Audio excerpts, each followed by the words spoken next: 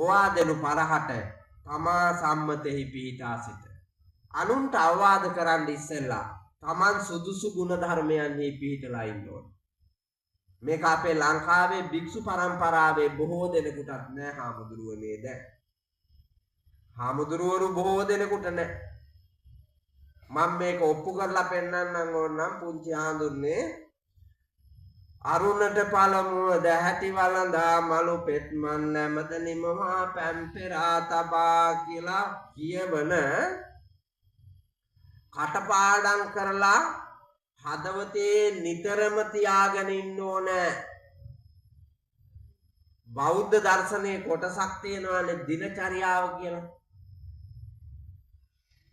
ඒ දිනචරියාව පොතේ තියෙනවා මිසක් අපේ හිතේ තියෙනවද බලන්න.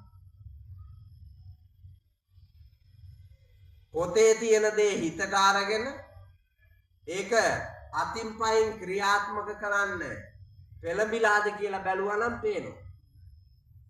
සූර්යයා උදා වෙන්න කලින් අපි නැගිටලා මිදුල් අතු ගාලා දාගැබ් බොමලු සුද්ධ පවිත්‍ර කරලා මල් ආසන පිරිසිදු කරලා දායකයා දානේ අරගෙන එනකොට පහන් සිත් උපදවන විදියට පන්සල සකසා පිළියෙල කොට තියනවා දැයි කියා බැලුවොත් අපිටම පේනවා අපි ඉන්න තැන. එහෙම නොකොට අර ගේන දානේ වළඳන්න තාන. ඒක වැළඳුවොත් යන්නේ අපායට.